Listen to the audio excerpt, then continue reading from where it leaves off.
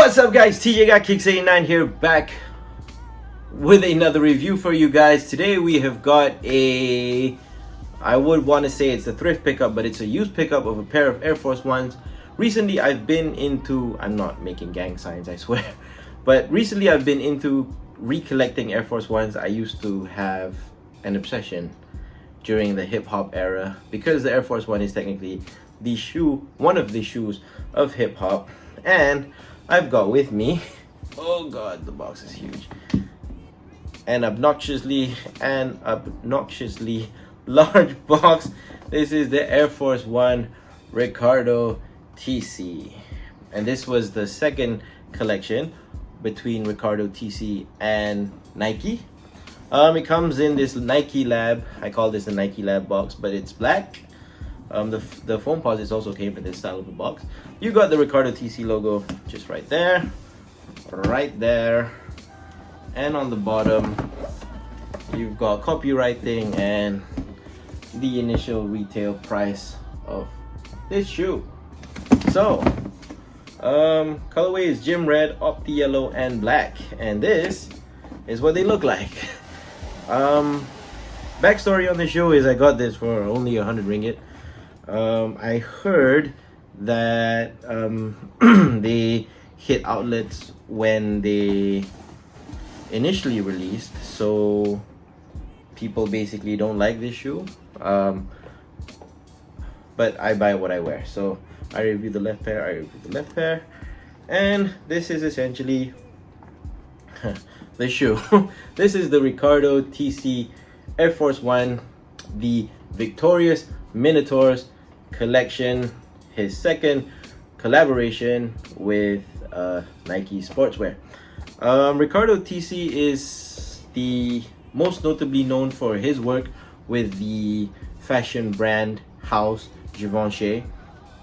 He's an Italian designer who has a very unique and very true to himself kind of a design language, and you could tell that from how he designed his Air Force Ones.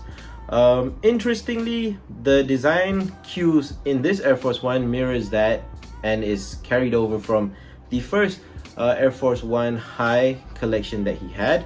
Those released in sail and also beige. And for this specific capsule, I think he had three. I want to say three, because there was a white pair, there was a peach pair, and there was this pair.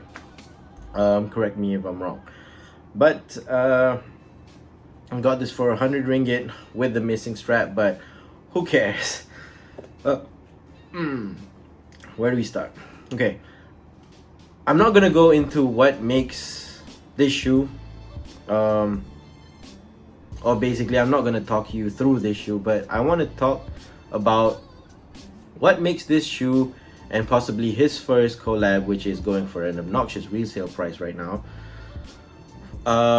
different to a regular or a standard Nike Air Force One High.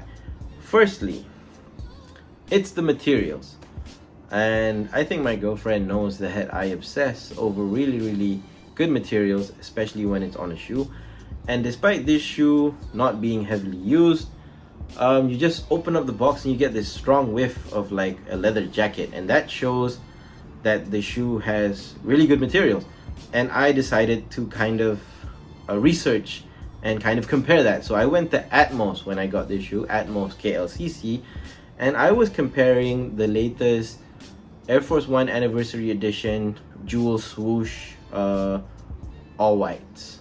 So they were the all white mid tops with a clear sole, I believe, or a gray sole, can't be sure, a jewel swoosh, and I was comparing the thickness of this leather to that leather, and guess what? They were almost the same. Despite this shoe having a much more higher retail price of 1,300 ringgit Malaysia, and that shoe comes at about 729. But point being is that this is a collab that uses and is proof that an Italian designer or designer who knows what they're doing knows how their product will eventually stand out from the rest. This is not a guarantee that this shoe is going to pick up in resale price. I'm not all about that, but if you do and if you want to cop it all sizes over at StockX for your future investment, do you know. But like I said, I buy what I like what I buy and I wear what I like. Secondly is the different perforated pattern in the toe box there, and this is exactly the same as his first Air Force One High, Ricardo TC's Air Force One High with Nike, except for the RT logo, which actually follows the the Nike Jerry West logo. So his his inspiration for the Victorious Minatorous collection is basically a fictional basketball team that fits all races, religions, color, backgrounds, or whatsoever. And it's how you style it. It's basically sportswear, basically like functional high-end sportswear, put it simply. So the triangular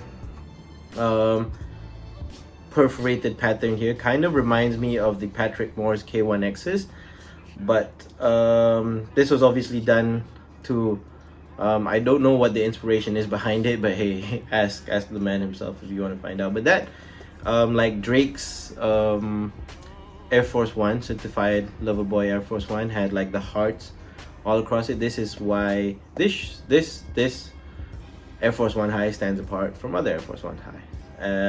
And number 3 is the outsole tooling. So this is another design language that carried over from his first shoe. And if you notice on the heel there, you have Air RT or Air Ricardo TC.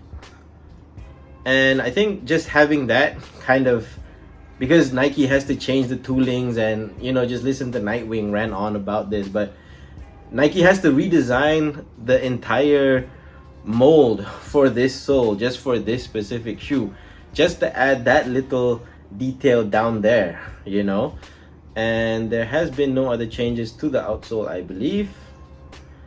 Yeah, so just having that is also why this shoe kind of stands on its own, in a league of its own, basically. And the final the final difference between this shoe and other Air Force One Highs is the removable drop-in midsole.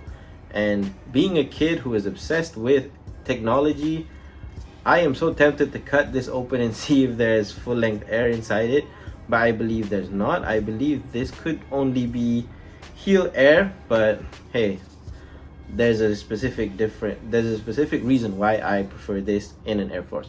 So this drop-in midsole basically is when you do remove it, the shoe is entirely hollow, so there's nothing here. If you could tell, there's like clicking sounds and whatnot, but this drops in there and aids in the overall wearability and comfortability of the Air Force One, because we know the Air Force One to be a shoe that you got to wear in and kind of have the sole soften up, and the cushioning and whatever that's made up inside of the cushioning to kind of